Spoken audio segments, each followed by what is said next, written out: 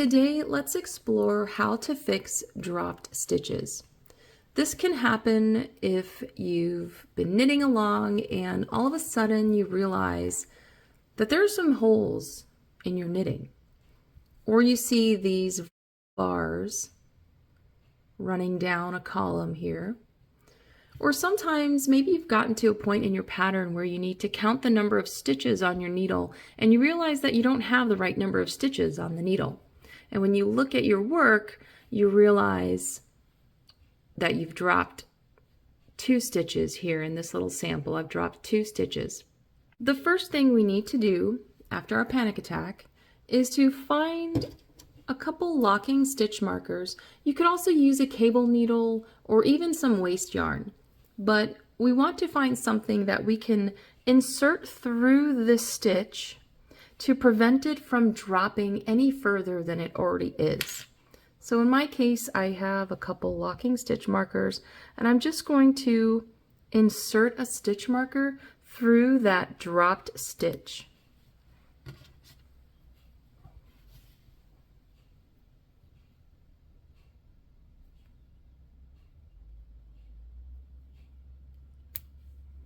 And what that does is it will hold the stitch in place so that it doesn't drop any further.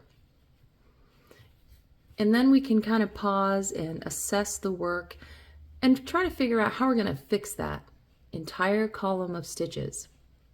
You can see here that to fix it, we're going to need to make an entire column of knit stitches and then get that stitch back onto the needle. The next step is we're going to knit, basically just make our way to each of these columns.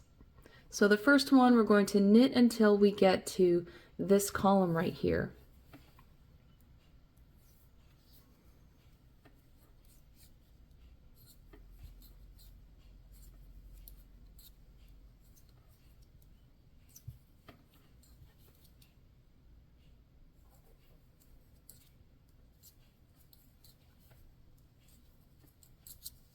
Okay, I've made it to this area. I can see my ladders, which are these horizontal bars.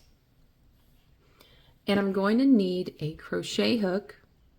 You can use a crochet hook or even one of these knitting stitch fixer tools. These are good things to have in your knitting bag. But essentially a crochet hook. And I've got one that's one size smaller than my knitting needle. I'm gonna remove this stitch marker so I can get this dropped stitch onto my crochet hook. And now that I have it on my crochet hook, I want to look for the very first horizontal bar that is right above this dropped stitch. Now you want to make very sure that you don't skip it. You want to make sure that you are looking at the very next bar that is directly above the dropped stitch. And you're going to insert the crochet hook under that bar and grab it with the crochet hook and pull it through the stitch. Okay, and we're going to repeat that all the way up. Let's do it again. Insert the crochet hook under the very next horizontal bar,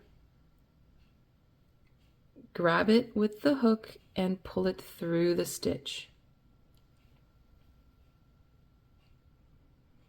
Underneath the bar, grab it with the crochet hook and pull it through the stitch.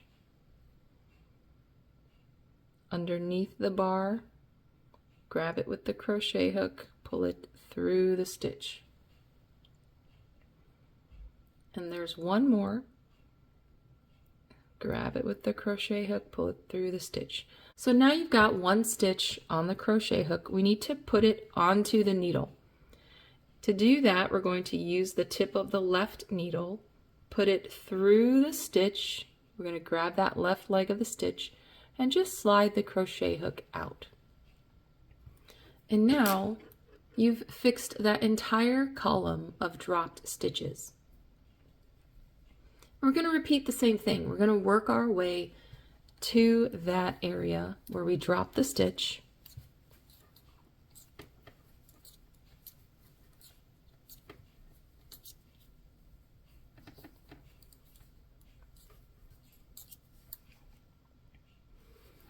We'll remove the little stitch marker and insert our crochet hook into that dropped stitch.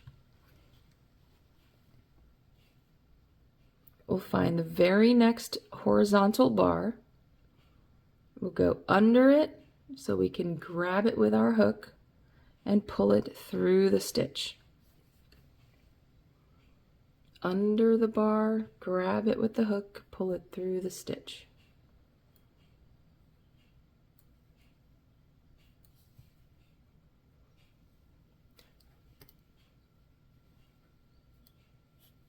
And we'll get it back onto the needle just like that. And then when you continue, let's finish this row.